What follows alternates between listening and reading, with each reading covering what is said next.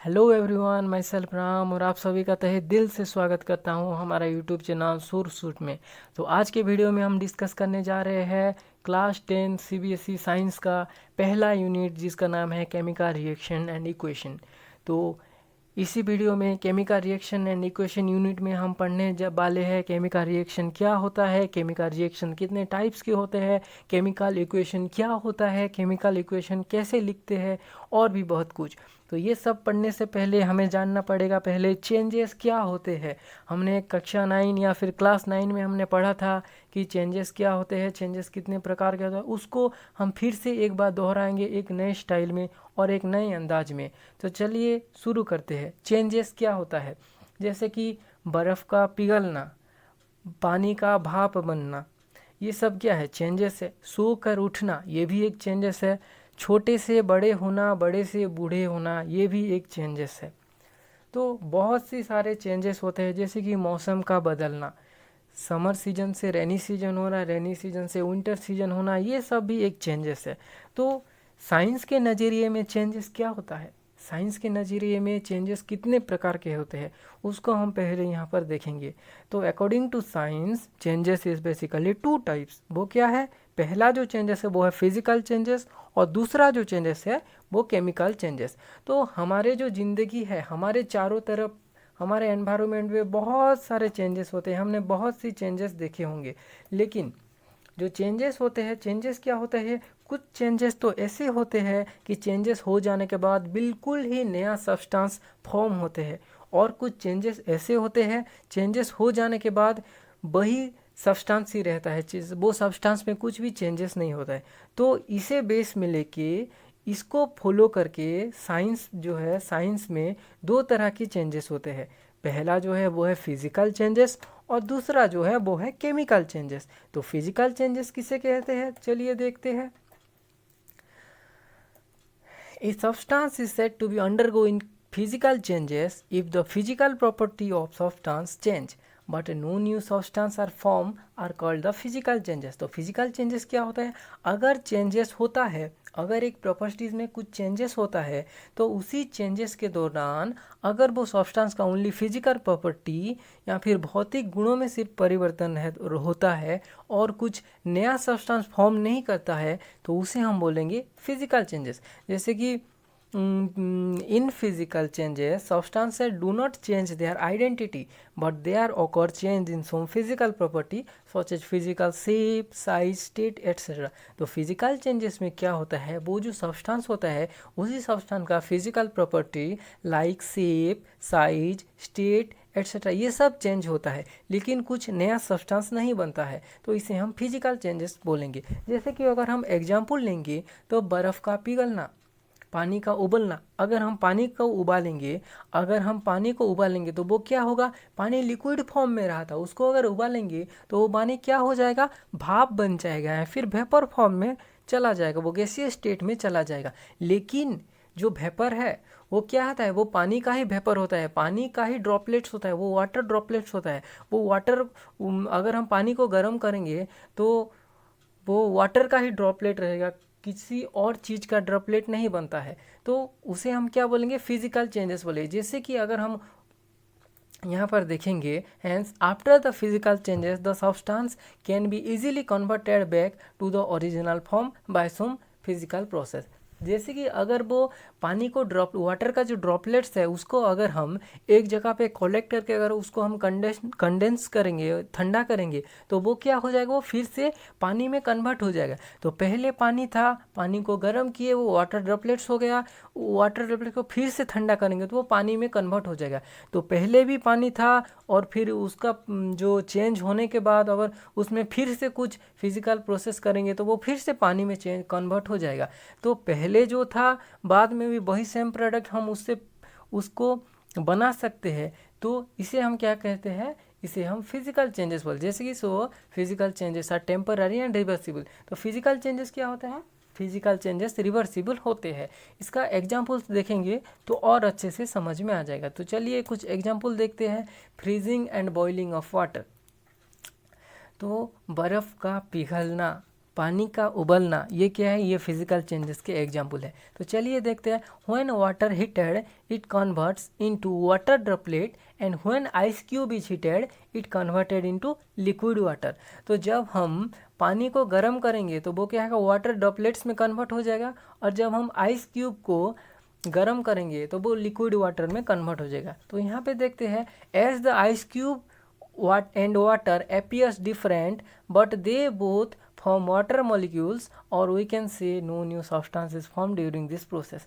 वो जो पानी है, वाटर है, और जो आइस है, वो दोनों एपियरेंस, उसका जो एपियरेंस डिफरेंट है। वाटर क्यूब जो है वो सॉलिड है और जो वाटर है वो लिक्विड है, दोनों का स्टेट अलग है। लेकिन अगर हम पानी को ठंडा करके आइस क्यूब में कन्वर्ट करते हैं तो वो जो आइस क्यूब होता है, आइस क्यूब कहाँ से बनेगा, वो वाटर ड्रॉपलेट्स के ही आइस क्यूब बनेगा। वो किसी और केमिकल या फिर किसी और लिक्विड, अगर हम पानी को ठंडा करें, वो कोका कोला का आइस क्यूब नहीं बनेगा या फिर स्प्राइट का आइस क्यूब नहीं बनेगा, वो वाटर का ही आइस क्यूब बनेगा। तो यहाँ पे क्या होता है, कुछ नया सब्सटेंस का फॉर्म नहीं हो रहा है, तो इसे हम क्या बोलेंगे, इसे हम फिजिकल चेंजेस बोलेंगे। और ये वाटर का जो बर्फ़ बनना, ठंडा करके बर्फ़ बनाना, ये क्या है, ये फिजिकल चेंजेस का एक एग्जाम्पल है।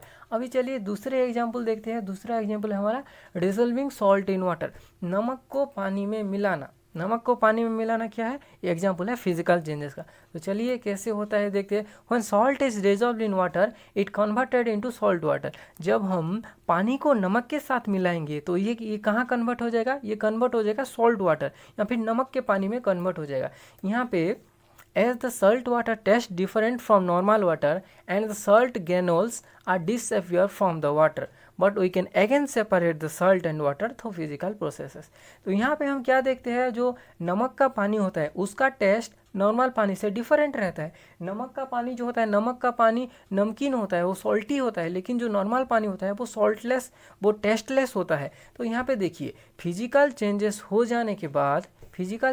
जाने के बाद हमारा जो पानी है, वाटर का जो टेस्ट है, वो टेस्ट में चेंज आ जाता है, और जो सॉल्ट होता है, सॉल्ट का जो दाना होता है, जो नमक का दाना होता है, वो हमारा सॉल्ट वाटर में दिखाई नहीं देता है, वो डिसअपियर हो जाता है। लेकिन वो जो सॉल्ट वाटर रहता है, सॉल्ट वाटर से हम फिर से पानी और नमक को अलग कर सकते हैं। कैसे, चलिए देखते हैं।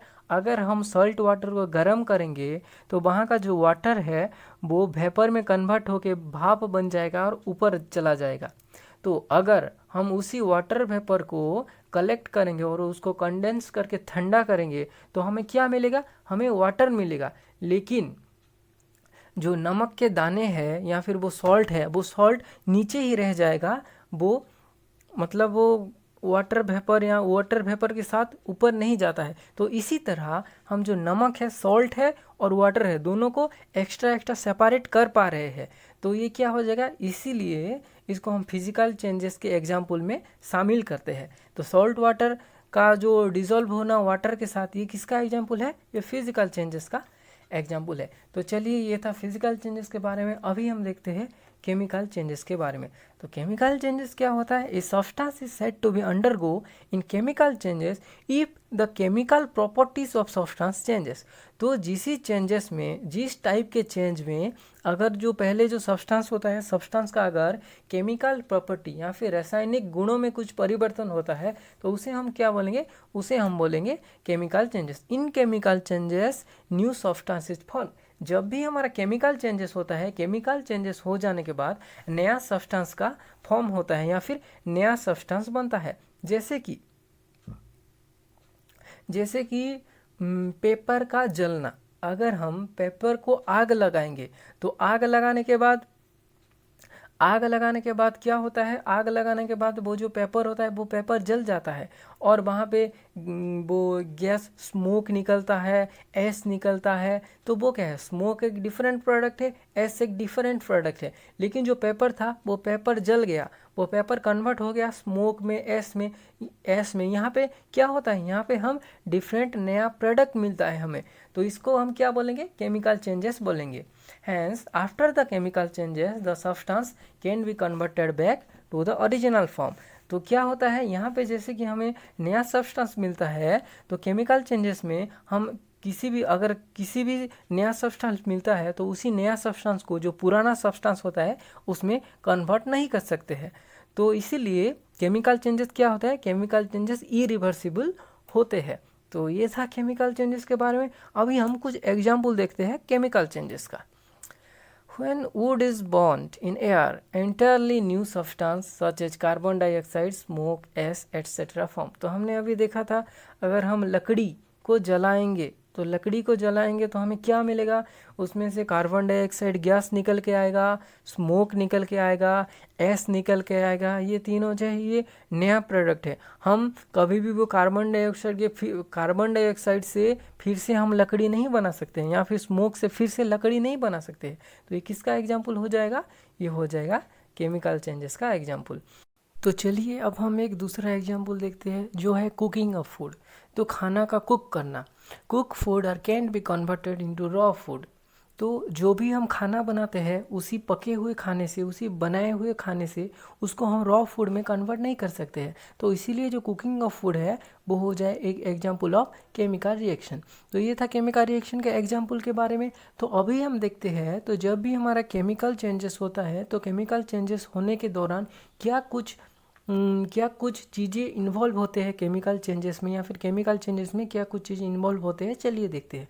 तो पहला होता है जो चेंज इन कलर, दूसरा होता है चेंज इन स्टेट, तीसरा होता है change in temperature, and last होता है release of gas.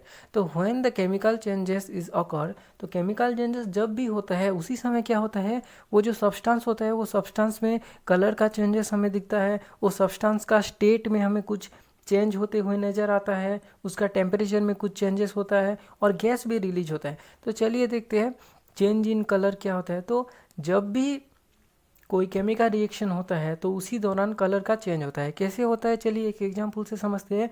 During rusting of iron articles undergo change in colour. तो जब हम किसी भी आयरन या फिर किसी के लोहे को बाहर रखेंगे in the presence of atmosphere and water, it becomes rust. तो जब हम आयरन को बाहर रखेंगे तो वो जब एटमॉस्फेरिक ऑक्सीजन और वाटर के कांटेक्ट में आएगा तो उसमें जंग लग जाएगा वो, और वो वहाँ पे रस्टिंग हो जाएगा। तो रस्टिंग होने के दौरान वो जो आयरन का जो रॉड होता है उसका कलर में चेंजेस होता है। तो यहाँ पे हमें पता चलता है कि ड्यूरिंग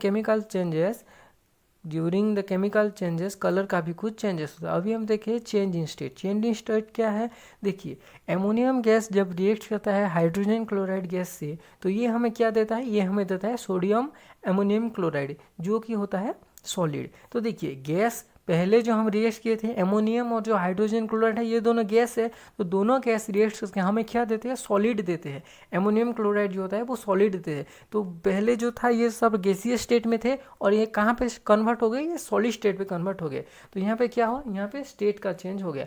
तो अभी हम देखते हैं टेम्परेचर का कैसे चेंज होता है। When quicklime reacts with water, slack-lime is formed with a release of large amount of heat। जब क्विकलाइम रिएक्ट्स करता है पानी के साथ या वाटर के साथ तो उस कहाँ कन्वर्ट हो जाता है, वो कन्वर्ट हो जाता है स्लैक-लाइम में, और उसके साथ वो क्या रिलीज करता है, लार्ज अमाउंट ऑफ हीट।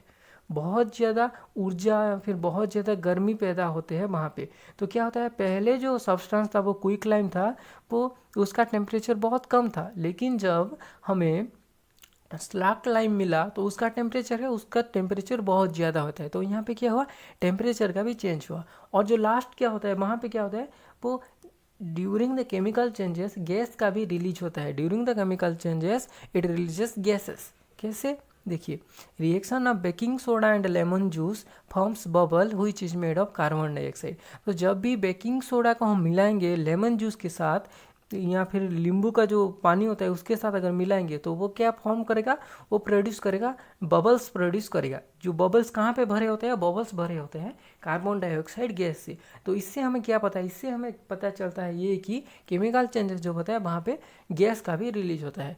तो ये था हमारा आज का वीडियो में हमने फिजिकल चेंजेस के बारे में डिस्कस किया, केमिकल चेंजेस के बारे में डिस्कस किया, फिजिकल चेंजेस के एग्जाम्पल देखे, कुछ केमिकल चेंजेस का एग्जाम्पल भी देखे। तो आज का वीडियो हम यहाँ पे ख़त्म करते हैं। नेक्स्ट वीडियो में हम किसी दूसरे टॉपिक के बारे में डिस्कस करते हैं। तो चलिए, इतना सब पढ़ने के बावजूद आप भी एक चेंजेस कर दीजिए हमारे यूट्यूब चैनल पे। चैनल को सब्सक्राइब कर दीजिए, बेल आइकन दबाइए और फिर लाइक करके शेयर भी कर दीजिए। और कमेंट सेक्शन में ज़रूर लिखिएगा कि ये जो चेंजेस है ये फिजिकल चेंजेस है या फिर केमिकल चेंजेस है। ये सब्सक्राइब करना फिजिकल चेंजेस है या केमिकल चेंजेस है।